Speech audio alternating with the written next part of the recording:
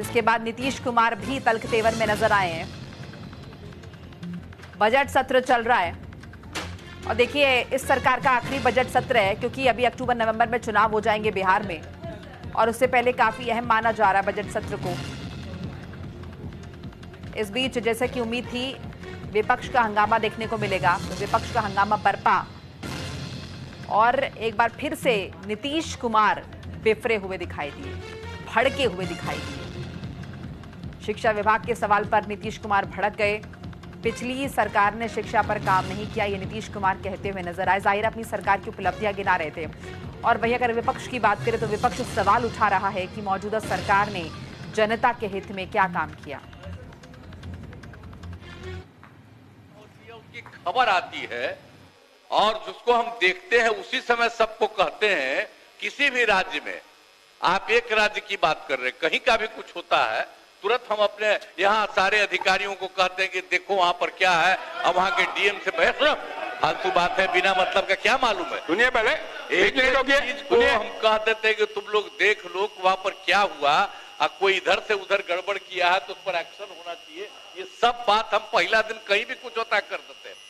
तो ये सब चीज अरे अब छोड़िए ना, इन सब चीजों को लेकर के आप काहे के लिए कर रहे हैं?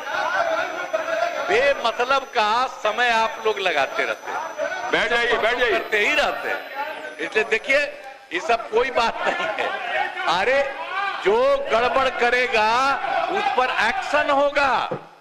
एक एक तरह से सारी बातें ये जैसे ही कहीं होता है, एक राज्य की नहीं कहीं पर कुछ होता है और इमीडिएटली हम देखते ही हैं, उसी समय सबको कह देते हैं। इसलिए सब कुछ नहीं है। आपसे हम अब हाथ जोड़ करके प्रार्थना करेंगे कि अब बैठिए, बैठ जाइए। अरे सदन नेता ने कहा है आपको एक्शन ले रहे हैं, बैठ जाइए, बैठिए।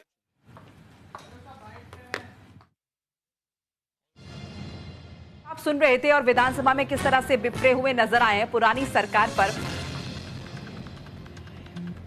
ज्यादा इंफॉर्मेशन के लिए हमारे साथ राजीव मोहन जुड़ चुके हैं, हमारे सहयोगी। राजीव, विधानसभा में नीतीश कुमार को हम सुन रहे थे और एक बार फिर से उनका वो अंदाज नजर आया जिसमें बिफरते हुए दिखाई दिए।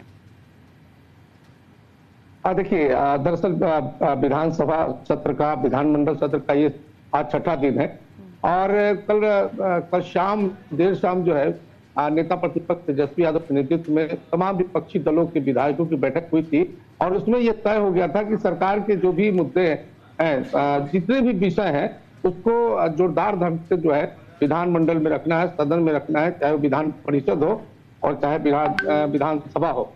तो उसका ये कह सकते हैं कि इफेक्ट देखने को मिला है। और आज जैसे ही सदन शुरू हुआ, सदन में सदन के बाहर में भी लेफ्ट के विधायकों ने हंगामा किया, पोर्टिको में जाके नारेबाजी की। उसके बाद जब सदन के अंदर जो विधायक पहुंचे तो तमाम जो मुद्दे हैं, चाहे शिक्षा का मुद्दा हो, महिलाओं का मुद्दा हो या अपराध का मुद्दा हो, रोजगार का मुद्दा हो, ये तमाम मुद्दे को लेकर के विपक्षी दल सरकार पर हमला बोलना शुरू की। और इसी बीच जब मुख्यमंत्री नीतीश कुमार की बोलने की बारी आई तो उन्होंने सबसे पहले समझाने का प्रयास किया कि जब भी कोई घटना होती है तो घटना के बाद वो खुद स्वयं जो है अधिकारियों को दिशा निर्देश देते हैं कि इसको देखना है और इसको सॉल्व करना है और जो दोषी है उनको नहीं बख्शा जाना है।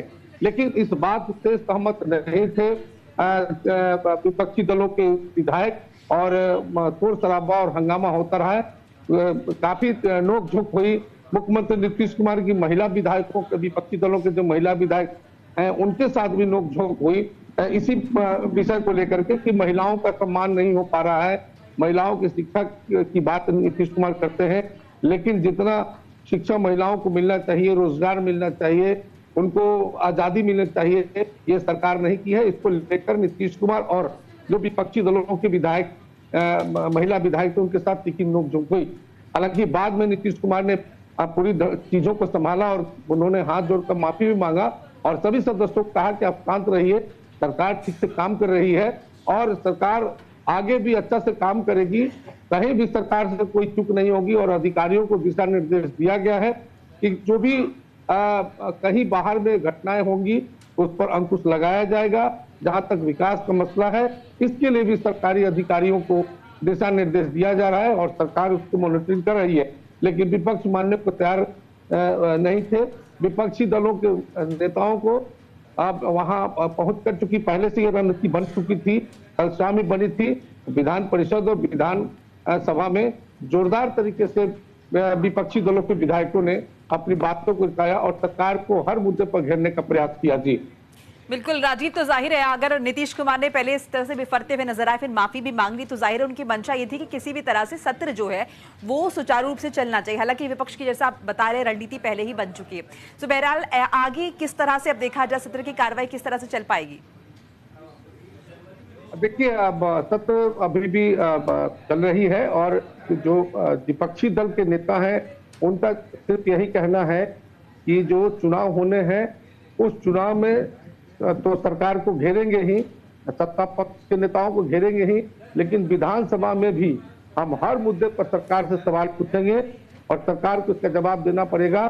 अपराध का मुद्दा है, रोजगार का मुद्दा है। सरकार ने वायदा किया था कि अपराध पर नियंत्रण होगा। राजीव, एक और चीज मैं आपसे समझना चाहूंगी। देखिए, सत्र के दौरान तो हम देख रहे हैं कि विपक्ष जो है सरकार पर पूरी तरह से हमलावर यहां पर नजर आ रहा है।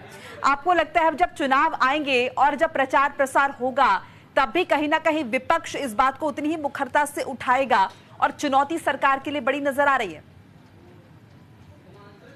देखिए, विपक्ष की तरफ से सरकार को चुनौती देने का जो है एक रणनीति बनाई जा चुकी है और जाहिर सी बात है विपक्ष का ये धर्म है कि सरकार को चुनौती दे।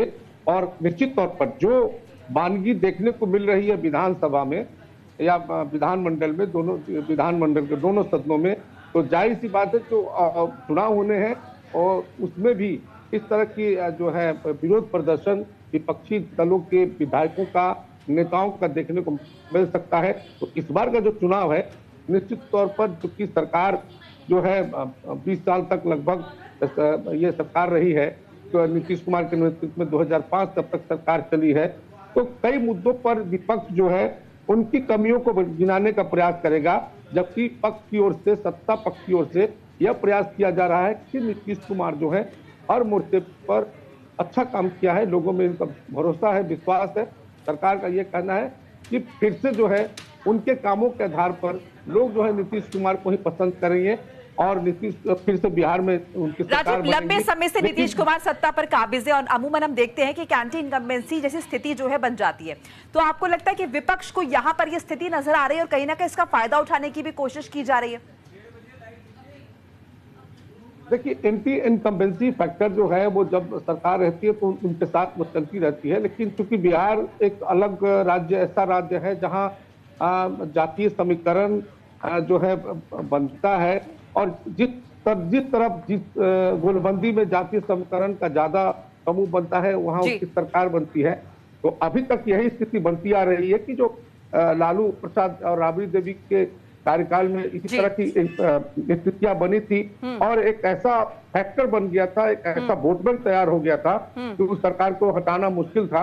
और कुछ इसी तरह जो नीतीश कुमार जब लालू प्रसाद को छोड़ के आए तो उन्होंने गोलबंदी की, जॉर्ज फर्नांडिस उस समय के नेता थे और आज भी उसी रणनीति पर ये चला जा रहा है कि इसी तरह जो विपक्षी दल के विधायक हैं या पार्टियां जो मिलकर चाहती है कि सरकार को घेरे या सत्ता से हटाएं, तो यहाँ वोट बैंक की राजनीति है और वोट को घेरने के लिए दोनों तरफ से तैयारी की जा रही है।